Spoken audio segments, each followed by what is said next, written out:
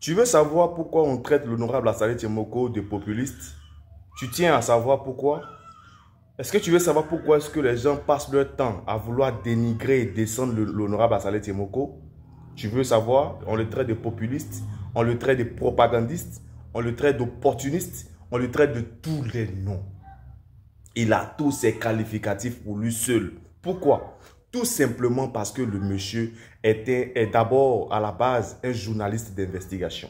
Et donc il détient autant de preuves qui incriminent certaines personnalités. Donc le fait qu'il vienne en politique, et tout le monde sait qu'il détient des preuves, il fait des recherches, il va en profondeur.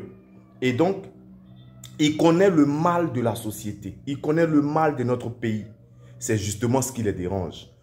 Parce que les gens pensent qu'il va venir jeter ça à la lumière. Mais je vais vous laisser écouter ça d'abord. J'ai enquêté sur le FDFP et j'ai révélé que cette entreprise-là, son dirigeant avait près de 7 milliards. J'ai produit toutes les preuves. On m'a convoqué à la gendarmerie, à la brigade de recherche. Ils ont porté plainte contre moi. En passant par le procureur de la République, il a dit que j'ai dénoncé un voleur. Et on me fait convoquer à la brigade de recherche. Et on me dit, alors que ce monsieur-là, il facturait les clés USB, là, les clés USB qu'on paye à 16 000 francs maximum, là, les 32 gigas ou bien combien de gigas, là, à 16 000 maximum. 2 000, 3 000, 5 000, pas plus de 6 000. Voilà, ce gars-là, il facturait les clés USB à 16 000 francs. Mon Dieu. Les parapluies qu'on vend à la rue pendant les saisons de pluie à 2 000 là, ce gars-là les facturait à 200 000 francs par parapluie. Oui, et moi j'ai produit toutes les preuves, les décaissements, j'ai tout produit, les numéros de compte bancaire, où l'argent partait, j'ai tout produit. Au lieu qu'on mette le gars aux arrêts, c'est moi qui ai convoqué. J'ai été interrogé de 8h à 19h. Mon Dieu. Je n'ai eu la chance de sortir en liberté que parce que j'avais toutes les preuves. Et même les officiers qui m'ont interrogé, quand j'ai fini de produire toutes les preuves, ils ont dit, mais vraiment, ce pays a du fatigue. C'est ceux qui ont porté plainte contre le journaliste qu'on doit mettre en prison. Et c'est nous, on nous demande de fatiguer le journaliste. Non, c'est pas encore fini. Calme-toi, écoute encore la fin. Parce que, au fait, les gens pensent que ceux qui ne savent rien, ceux qui ne font pas des recherches, ceux qui n'écoutent pas ou qui ne suivent pas ce monsieur pensent que réellement ce que les gens disent de lui est vrai. Alors que c'est archi faux. Tu ne connais pas quelqu'un, il ne faut pas être prompt à le juger. Il ne faut pas être prompt à vouloir le salir. Tu ne connais pas quelqu'un, reste tranquille. Prends ton temps, fais des analyses, fais des recherches. Tu sauras qui est cette personne dont on parle. Qui est cette personne qu'on essaie de descendre. Qui est cette personne que coûte on essaie de dénigrer. Parce qu'on le dit. Celui qui ne compte pas, celui qui ne fait pas peur, celui qui n'a pas de bonnes graines, on ne peut pas essayer de l'éteindre. C'est faux. Celui qui n'a pas une bonne étoile, on ne se fatigue même pas à parler mal de lui. Écoute encore cette fin-là.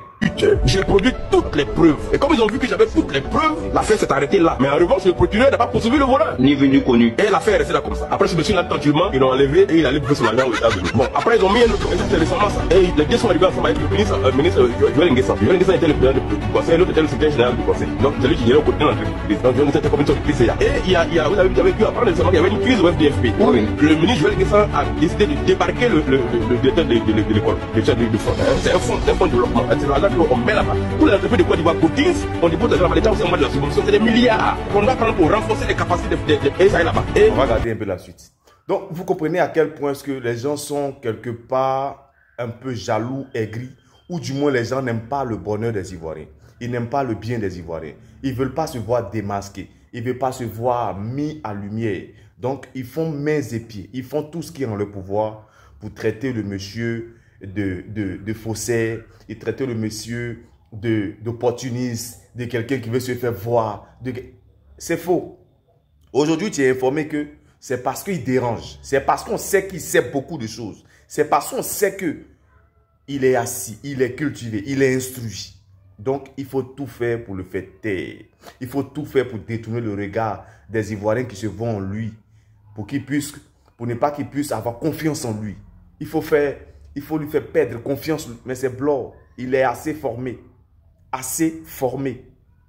Donc, famille, on va encore avec ADCI aux législatives. Nous avons des candidats pour vous. Celui-là, c'est Monsieur Kwame Dja Essan François, candidat aux législatives de Mbato. Maintenant, celui-là, il s'appelle Issouf Olivier Traoré, candidat de Anyama, jeune et dynamique. Vous n'allez pas vous faire prier, hein? Chacun doit voter dans sa région, voter les fils de sa région. fils et fille de sa région. Retenez ça. Que Dieu nous bénisse. ADCI aujourd'hui et demain en Côte d'Ivoire. Paix en Côte d'Ivoire. Et vive l'honorable Assane Timbou.